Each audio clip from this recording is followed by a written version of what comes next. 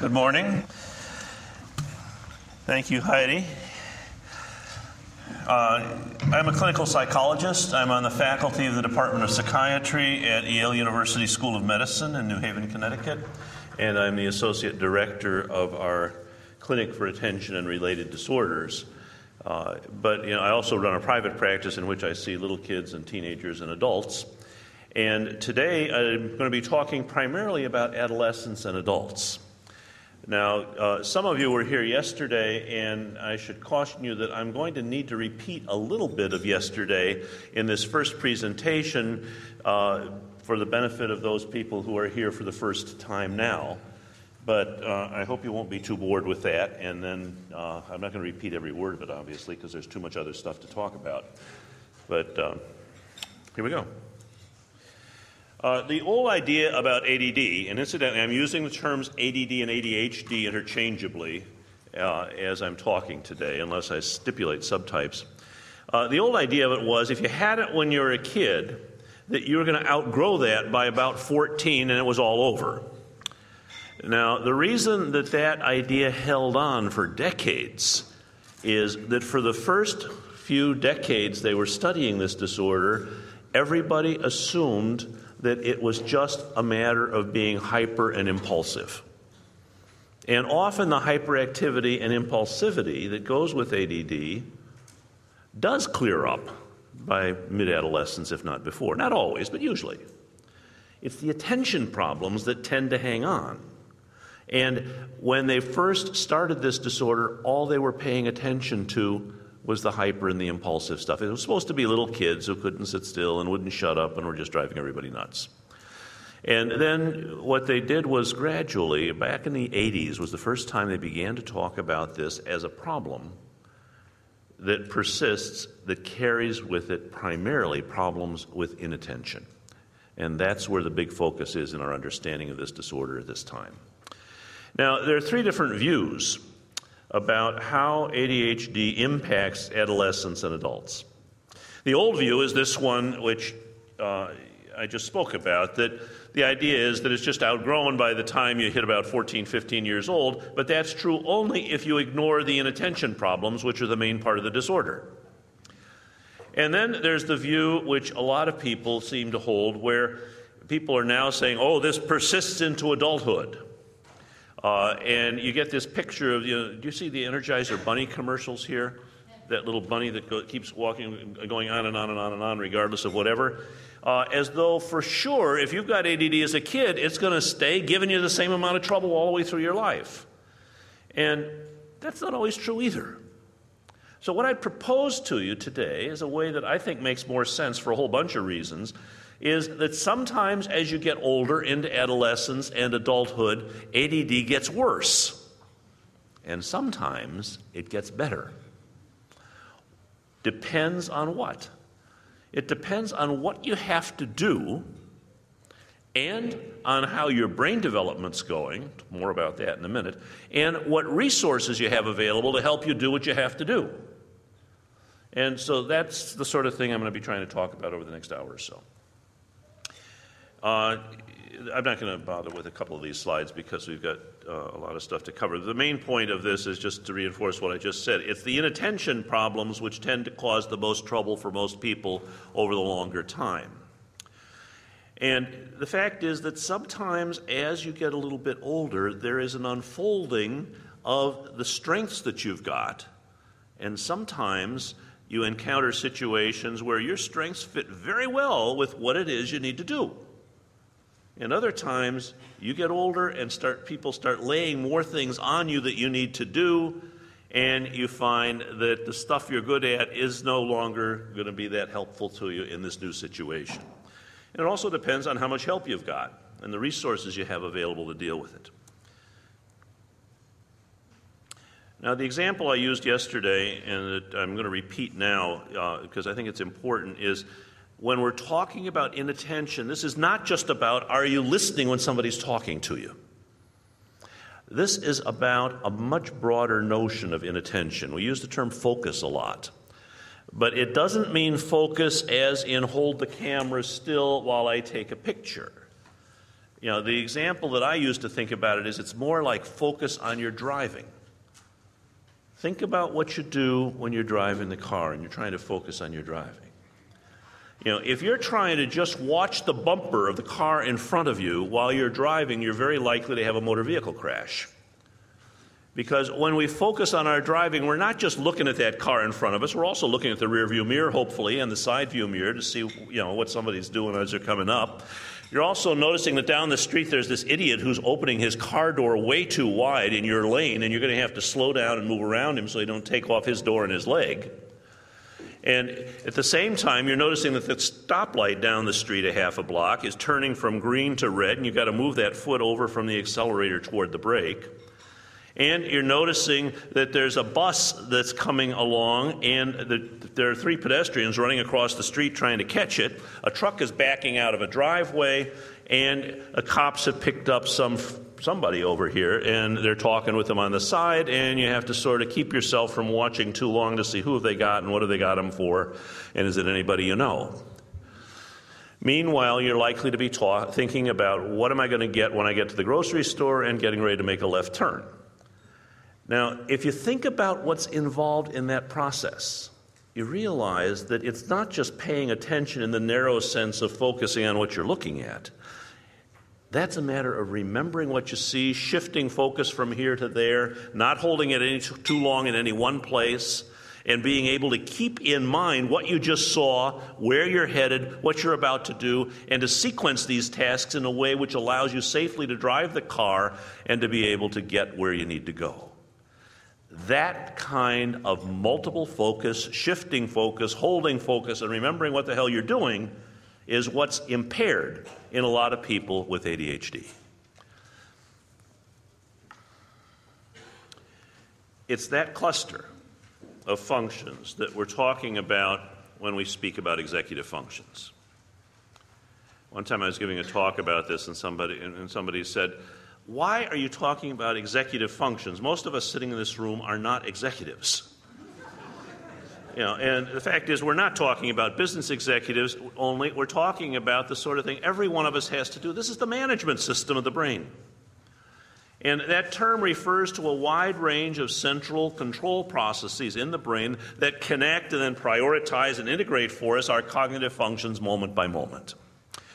And the example, the metaphor that I have found helpful for thinking about that is to picture a symphony orchestra where all the musicians in that orchestra are very, very good at playing their instruments. Regardless of how good they may be, if you do not have a conductor who can select what they're going to play and who can get each one of them to play his or her specific part in the same piece at the same time, and who can keep them on time and bring in the strings and then fade out the strings and pull in the timpani and bring in the brass and organize them and start them and stop them without a good conductor, you are not going to get very good music out of a symphony. The problems in brain for people who have ADD are not with those modules of brain which would correspond to the individual musicians. Those work perfectly well for these folks as long as they're doing something they are really interested in, or they feel like they have a gun to their head and something very unpleasant is going to be happening very quickly if they don't take care of this right here, right now. Under those circumstances, works fine. We're talking about the one level up, one higher level of abstraction. Those neural networks that function as the conductors of the brain symphony. Those are the parts that are more problematic for people with ADD. And the way that we're beginning to think about this more and more about ADD, and this is still a rather controversial idea. There are a lot of people who don't quite see it this way. But I think it's reasonable on the basis of the research that we now have to say that we can write an equation that says ADHD or ADD equals the developmental impairment of these executive functions of the brain. In other words, these are simply not unfolding in the course of development in the same way they do for most other people of the same age. And when you're looking at this, it's very important to look at it in terms of other people of the same age. Because, as I'm going to talk about in a couple of minutes, these are capacities which gradually develop and unfold for all of us, and you expect different things from people out of different ages. Now, this is a picture I showed yesterday, but I'm going to show it again because it's sort of a pretty picture. And let me explain what it's about. One of the things that we have learned over the last decade in the research that's been done on brain, utilizing some of the more recent imaging techniques, is that the brain's development is not all set up when you're a little kid. Everybody used to think that by the time you were 6 or 7 years old, the brain had pretty well developed, and then it was just a matter of filling it up with information.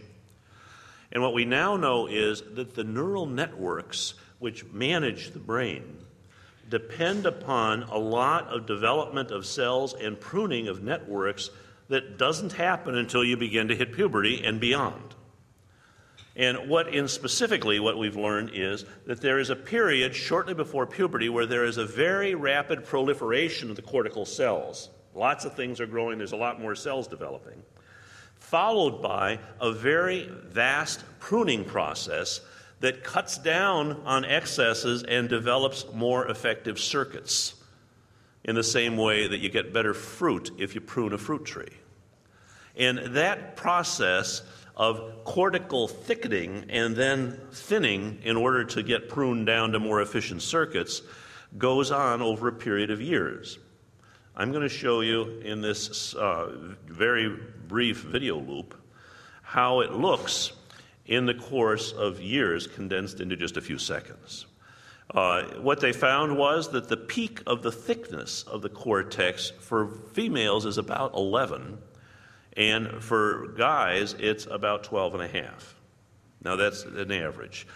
And it's after that, then, that this pruning takes place. Now, what we're looking at here is the color coding for the system, and the darker blue is showing you that these are thinner areas of the cortex, and where we're into yellows and reds, that's thicker.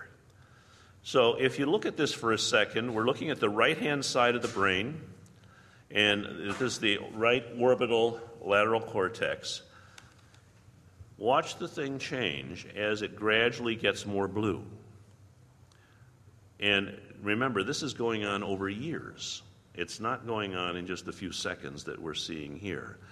But that's the process that gets us more efficient circuits, and which allows then more of the development of the management system of the brain. Now, that's just one of the ways in which this process goes on. Now, the interesting thing that we know, you know how sometimes people say, oh, ADD, people are going to grow out of it. Often I see adolescents and adults who have ADD, and they'll come in, and particularly some of the adults who are, past university age, who will say, I was a lousy student when I was in high school. I was pretty good in elementary school, but when I got to high school, I did poorly. And I was a pathetic student, even though I'm pretty smart, when I was in university, until about the last year or two. And then things started to get a little bit better. And then, once I got out of there, I managed to do a lot better. And an example of this was I was talking with a young kid, about 15, with his parents back a couple of weeks ago. And one of the questions I always ask in an assessment interview is, this is with the patient and with the parents, and I say, okay, I'm going to ask you now, I've already asked a bunch of questions about the family. Now I'm going to ask about extended family, not just the immediate family, but also grandparents, uncles, aunts, cousins, brothers, sisters, anybody who's blood related, living or dead. Is there anybody in the family who's ever had problems with learning or paying attention? Or who seemed like they were pretty bright, but they did a lot better once they got out of school than when they were in school? And then people will name off. And of course, what I'm doing is the fishing expedition to get an idea of what's floating around in the gene pool. And so a couple of weeks ago, I'm talking with this kid and his parents, and the kid sat there and said, I can't think of anybody. And then the mother said, oh yeah, he has one uncle. And his uncle almost failed out of university and was really doing very poorly for a number of years, but he's doing pretty well now. And the kid turned his head and said, who are you talking about? And she says, Uncle Jimmy. And the kid's eyes got big and his jaw dropped. He said, Jimmy? He's running his own business now. and he's really doing pretty well. Jimmy had trouble when he was in school. He almost failed out of college. I never heard anything about that. And the mother said, yeah. And then this big smile spread over the kid's face, and he said, Ma, if it worked for Jimmy, maybe there's some hope for me. Now, that may have to do with the different things that Jimmy ended up doing as he got into the latter years of university and could specialize. It may have something to do with the fact that he had some breaks and some people helping him with the girlfriend he got or the wife he got or the business opportunity he had. But it may also have to do with this, because it's possible that that process of maturation was delayed. Look at these data. This is a study of 223 kids diagnosed carefully with ADHD and a group of matched controls about the same size. And they had instruments where they could look at 40,000 different little points in the cortex with the brain imaging studies they were doing. And what they found was when they compared how this process of thickening and then pruning was going on with the adolescents with ADHD and compared that with the adolescents who didn't have ADHD, guess what?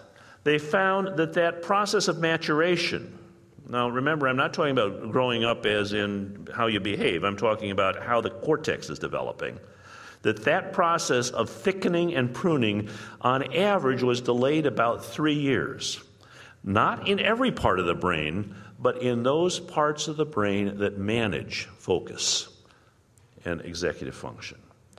The frontal areas, and particularly the medial section of the prefrontal cortex, in some cases lagged about 5 years. And so there's a sense in which the notion of a person growing out of it may have a different kind of truth to this. Now, it doesn't mean it's all going to be over, and you might say, well, if a person's going to grow out of it a few years later, why do we worry about it? Why medicate it? Well, what's going on between the ages of about 15 and about 18 or 20, 21, 22? Those are years that are critical for a person's education. Those are years when people are beginning to drive. Those are years when they're getting a picture of who they are and how they're getting along with other people. They're building relationships, and those are important years. And so we don't want to think about just sitting around and waiting till, oh, well, my brain's going to take another 2, 3, 4 years, so let's just wait and it'll come. No, you've got to pay attention to what's happening in the meantime. But the fact is, cortical maturation has something to do with it. Now, I want to emphasize that these executive functions that I'm talking about are functions which can be messed up due to a number of other things besides ADD. That if you're in a motor vehicle accident and you hit your head hard enough against the windshield or the dashboard in a crash, depending on how much swelling there is and where it is, you may or may not see impairment of executive function, temporary or permanent. Or if you have a stroke, cardiovascular accident, or Alzheimer's dementia, the wiring gets destroyed, or there are blockages in terms of areas of the brain that aren't getting any oxygen. In those cases, you may see the person has impairment. For example, in Alzheimer's, working memory is one of the first things that goes. But here's the difference. In the case of trauma or disease processes like that, the person's executive function usually was okay before it happened, and then it was damaged secondary to tissue damage. In the case of ADHD, that's not what we're talking about. We're talking about it wasn't maturing and developing the way you'd expect it to in the first place. That unfolding, which is the normal course of development of these processes, doesn't occur on the same timetable. Now, as a result, the impairments that are associated with this, some folks have ADD and it gives them a little bit of trouble, but not that much. Some moderate, some substantial, and there are others where it's devastating, as life brings different challenges and either more or fewer resources to them. But these are capacities which develop not just in childhood, but also through the course of one's development in adolescence, and the executive function networks in the brain are among the last to develop. They are not fully developed in most people until late teens or early 20s, up to around 25. So there's still a lot going on during those years.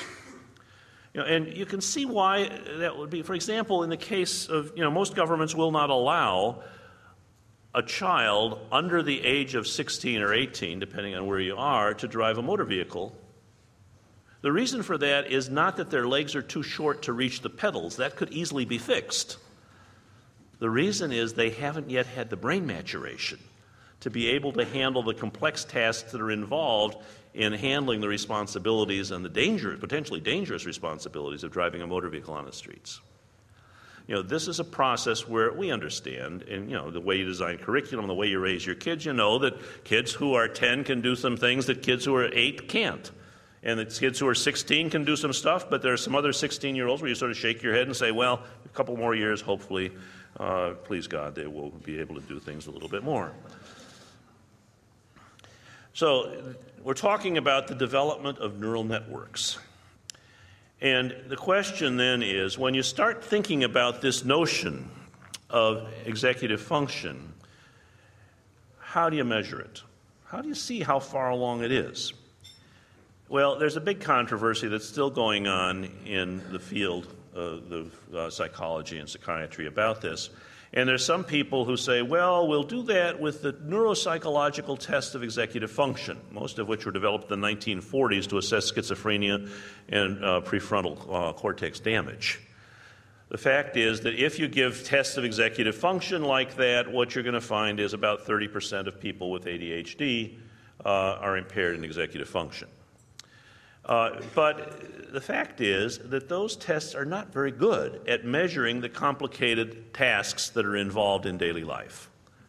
It's sit down with a psychologist and you do these ridiculous little things that nobody ever has to do anyplace else, and they draw some conclusions. They're not bad for being able to identify whether or not a big chunk of your brain is not working anymore, but they are not good at being able to develop an assessment of how well can you manage daily life. In fact, there have been a couple of studies where they've had people who did very well on tests of executive function, and then they took them out to a shopping mall and handed them a clipboard and said, within the next hour, would you go out and do this? And these are people who'd had damage to the prefrontal cortex. And what they found was that these folks who did average or way above average on so-called tests of executive function and on the IQ tests, who had this prefrontal cortex damage, when they sent them out to be able to do routine tasks of, okay, go to this store, then go over to that store and find out about this and get that, they bombed. The tasks of daily life are measured best by seeing how you do with daily life, not by doing neuropsychological tests in a little room with a psychologist. And so there are a number of us who work in the field, and particularly Russ Barkley and myself, who have said, look, you guys who are trying to measure executive function with these neuropsychological tests, you're wasting a lot of people's time and money. You want to know how they're doing with executive function, ask them how they manage daily life, how they manage their time, how they manage keeping track of their stuff, how they manage getting up and getting to bed at night, how they manage being able to take care of those tasks of daily life which all of us have to do. In short, we can do much more with rating scales than we can with neuropsych tests. What tasks are they that require executive function? Not everything. There are a lot of things we do where people just walk you through it.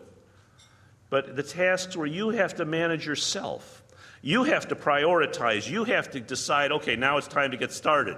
You've got to decide, okay, am I going to keep on doing this even though it isn't that interesting? You have to say, okay, I got to stop this now and get to that. You have to say, okay, stop already. I've got to get to something else, and you got to put the pieces together. Using memory. Using your own memory and awareness of what you've got to do and where you're headed to be able to make this without somebody else saying, now do this, now do that. Executive function is not involved when you have a parent standing there with a preschool kid saying, okay, now put that sock on. Now put that other sock on. Now you've got your underpants on. Now let's get your T-shirt on. Where you're walking somebody through it. That's not executive function. That's just following directions or not. We're talking about where you have to manage these things for yourself. Now, I need to take a couple of minutes, and I'll beg the indulgence of the people who were here yesterday to repeat some stuff to talk a little bit about the characteristics of ADD. I'm not going to go through detailed description of all the symptoms, but First, all the things that I'm going to be talking about that have to do with characteristics of ADD are things everybody has trouble with sometimes. It's just people with ADD have a lot more trouble with it. If you look at the list, anybody would say, oh yeah, everybody's got that kind of stuff. Isn't that something we all have? Absolutely true. The question is not, do you have trouble with it? The question is, how much, how often? Because ADD is not an all or nothing deal like pregnancy, whether you are pregnant or you are not pregnant and there is nothing in between. It's more like depression, where everybody gets bummed out once in a while. But just because somebody's unhappy for a couple of days does not mean we're going to diagnose them as clinically depressed. It's only when those depressive symptoms are persistent, pervasive, and making a lot of trouble for you and say, yep, that's a depression. We ought to do something about it. But the big problem here is the second bullet, and that is the situational variability of the symptoms. And let me illustrate what I mean with an example. My favorite example of this is a hockey player, a 16-year-old kid that was brought into my office some time ago. And it happened that he was the goalie for his school's ice hockey team, and that team had just won the state championship in ice hockey the night before they brought him in to see me. And so the parents were starting out by bragging a little bit about how great this kid had done in the tournament the day before. And apparently he was a very fine goalie. They said when he was in the net playing hockey, he missed nothing. He knew where that puck was every second of a fast game, totally on top of it. Kind of goalie every team wants. He was a smart kid. He tested way high up in the superior range, wanted to get good grades, was hoping to go to medical school, but he was always in trouble with his teachers. And what they'd say to him is, once in a while you'll say something that shows how smart you are. Well, we'll be talking about something, you'll come in with some comment that's really very perceptive and it's impressive, but most of the time you are out to lunch. You're looking out the window, you're staring at the ceiling, you look like you're half asleep. Half the time you don't even know what page we're on. And the question they kept asking him was, if you can pay attention so well when you're playing hockey, how come you can't pay attention when you're sitting in class? Or here's another example. A lot of times parents will bring in kids for me to see, and they'll say, the teacher says this kid can't pay attention for more than 5 minutes. We know that's not true. We have watched her play video games, and she can sit and play those video games for 3 hours at a time and not move, and the teacher said she's easily distracted. That's nonsense. When she's playing those games, she's locked on that screen like a laser, and the only way you're going to get her attention is to jump in her face or turn off the TV. So again, it's like, I can do it here, why can't you do it there?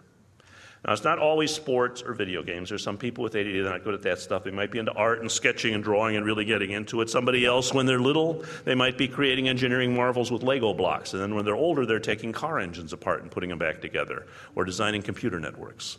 But everybody I've ever seen, and we're talking thousands of people now, everybody I've ever seen with ADD has a few things they can do where they have no trouble paying attention. Even though in almost everything else they do, they've got a lot of trouble paying attention. And if you ask them about it, you say, what's with this? How come you can do it here and you can't do it here, here, and here? Usually what they'll say is, it's easy. If it's something I'm interested in, I can pay attention. If not, I can't. And most people, they hear that and they say, yeah, right, congratulations. That's true for anybody. Anybody's going to pay attention better for something they're interested in than for something they're not, which is the truth. But here is the difference, and it's an important difference.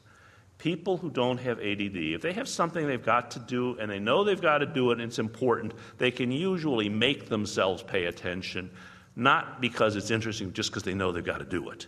People with ADD, it is incredibly difficult for them to be able to make themselves pay attention unless the task is something that really interests them. Not because somebody said, you should be interested in this, it's important, but just because they are interested in it. It turns them on. Or because they feel they have a gun to their head and something very, very unpleasant is going to be happening very quickly if this is not taken care of right here, right now. Under those two circumstances, people with ADD seem to have very little trouble in paying attention. In almost everything else, regardless of how important the task may seem to them and to other people, they have a lot of trouble paying attention. And so the problem with that is it makes it appear that ADD is a problem with willpower. If you can do it here, why the hell can't you do it there? Because you see, it makes it look as though this is a problem of just, you can do it, it's just a matter of whether or not you know and want to. But the fact is, it's not a problem with willpower, it is a problem with the dynamics of the chemistry of the brain. My favorite story about that was an example that was given to me by an adult patient one day, and he said, I have a sexual example for you for what it's like to have ADD. He said, having ADD is like having erectile dysfunction of the mind. If the task you're trying to do is something that turns you on, you're up for it and you can perform. But if the task you're trying to do is not something that's intrinsically interesting, if it doesn't turn you on, you can't get it up. But if you can't get it up, you're not going to be able to perform. And in that situation, it does not matter how much you may say to yourself, I need to, I really ought to, I should. You can't make it happen because it is simply not a willpower kind of thing. And I think that is the most difficult problem that most people have in understanding this disorder, because it looks for all the world as though it is a problem with willpower. You can do it here, why the hell can't you do it there? When in fact, it's not. It's a problem with the chemistry of the brain. Okay, now this is the model that I've developed for talking about what's involved in ADD, and yesterday I went into each one of these in some detail. I'm not going to do that now. If you're interested, check out my website or go buy my book and you can get the details. But let me just say a few words about it. You'll notice that the overall sign is executive functions. This is not the only way to understand executive functions. Other people have published other models. This is what emerged from my talking with a whole bunch of little kids, teenagers, and adults who had ADD and trying to understand what they had trouble with. A few things to know about the model. One is that the one-word labels that you see at the bottom, that doesn't mean they're unitary variables like height or weight or blood pressure, where it's all one thing and you have more or less of it. Instead, think about these as labels on bushel baskets of related cognitive functions. Second, most things we do, whether it's driving the car or carrying on a conversation or reading a book or doing our jobs, depend on these things interacting with one another. It's not like there are very many things we do where you just need one part of it. They're dynamically interacting. Third, for the most part, they operate unconsciously, not in the psychoanalytic sense of repressed, but in the sense of so fast that you don't stop to think about them because you can't. In the same way that a professional basketball player does not stop and think about, okay, now I move my left foot forward, now I move my right foot forward while he's driving in to throw a layup shot. So these are the different aspects of executive function, about getting organized and prioritizing things and getting started, being able to focus and hold the focus and shift it when you need to, being able to regulate alertness so that you're able to get your head shut off to get to sleep when you need to, and then be able to wake up when you need to, being able to keep up the effort to finish stuff in a reasonable time, being able to crank things out to have cognitive output at a reasonable rate of speed, being able to manage emotions and modulate them so they don't take over too much of your life, being able to utilize working memory, not so much remembering what happened a long time ago, but remembering what happened 3 minutes ago, what you just were about to say, what you were about to do, what somebody asked you to do, where you put your phone or your keys. And being able to monitor and regulate actions so that you can make what you're doing fit reasonably well with what you're trying to do in the situation. It's the interaction of these functions that all fall in that compass of attention and focus. Let me talk about reward system. You know what a lot of people don't understand is they think that a person's motivation is something that is just in there. And they don't realize that, in fact, there is a chemistry to motivation in the brain.